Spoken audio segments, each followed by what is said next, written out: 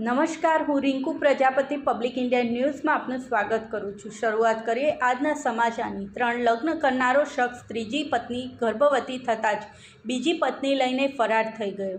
એવું કહેવાય છે કે પ્રેમ આંધળો હોય છે અને આણંદ જિલ્લામાં રહેતી પ્રેમાંધ યુવતીને આવો જ એક કડવો અનુભવ થયો છે, જેમાં તેણીએ અભયમની મદદ માંગી હતી અને અભયમ દ્વારા તેણીનું કાઉન્સેલિંગ કરાયું હતું। સમગ્ર બનાવની હકીકત એવી છે કે આણંદ જિલ્લાના એક તાલુકામાં રહેતી 30 વર્ષીય યુવતીને તે જે ફેક્ટરીમાં કામ કરવા માટે જતી હતી ત્યાં એક 35 વર્ષીય યુવકને મળી હતી। દરમિયાન યુવક સાથે પરિચય થયા બાદ પરિચય પ્રેમમાં પરિણમ્યો હતો।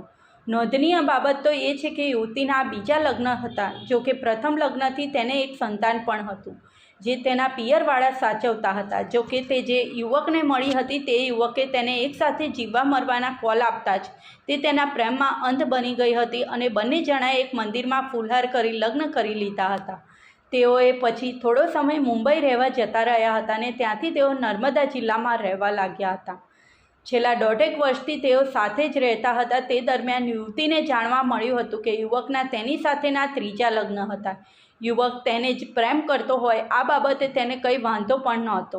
દરમિયાન યુવતી સગર્ભા બની હતી અને તેને 9 માસનો ગર્ભ હતો। દરમિયાન એકાદ અઠવાડિયા અગાઉ જ અચાનક યુવક કામ શોધવાના બહાને તેણીને તડછોડીને ક્યાંક ફરાર થઈ ગયો હતો। બીજી તરફ ચિંતાતુર બનેલી યુવતીએ તેના ફોન પર સંપર્ક કરવાનું શરૂ કર્યું હતું, પરંતુ તેનો કોઈ સંપર્ક થઈ શકતો નહોતો। તેણે તેની રીતે તપાસ કરાવી ત્યારે તેને જાણવા મળ્યું કે તેનો પતિ તેના બીજા નંબરની પત્નીને લઈને ક્યાંક ભાગી ગયો હતો।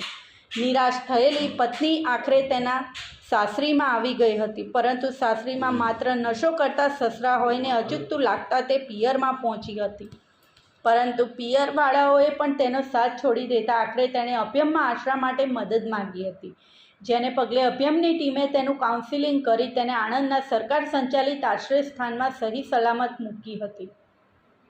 હાલમાં પરિણીતા આણંદ સ્થિત સખીવન સ્ટોપ સેન્ટરમાં છે, જ્યાં અભયમની ટીમ દ્વારા તેનું કાઉન્સેલિંગ કરવામાં આવી રહી છે। સમગ્ર બનાવ અંગે કોઈ પોલીસ ચોપડે ફરિયાદ નોંધાઈ ન હોવાનું જાણવા મળ્યું છે। પતિ દ્વારા તડછોડાયા બાદ પરિણીતા માટે એક તરફ કૂવો ને બીજી તરફ ખાઈ જેવી સ્થિતિનું નિર્માણ થયું હતું, કેમ કે તે ગર્ભવતી હતી અને તેને સાસરીમાં તેની દેખભાળ રાખવાવાળું પણ કોઈ નહોતું। અભયમ સક્ષમ તેણે સવાલ કર્યો હતો કે સાસરીમાં નશો કરતા સસરા સાથે રહીને શું કરું? બીજી તરફ તેના પ્રથમ લગ્નથી સંતાન હોય ને તે પિયરવાળા સાચવતા હોય, તેનો ખર્ચ પહેલેથી જ ઉઠાવતા હોય, બીજા બાળકનો ખર્ચ તો તેઓ ઉઠાવશે નહીં તેમ સાફ શબ્દોમાં કહી દીધું હતું। પિયરવાળાઓએ પરિણીતાને આવવા માટે કહ્યું હતું, પરંતુ બાળકને તેઓ પાલવશે નહીં તેમ કહેતા આખરે તેણે અભયમની મદદ માંગી હતી। આ સાથે આજના સમાચારને અહીં સમાપ્ત કરીએ છીએ।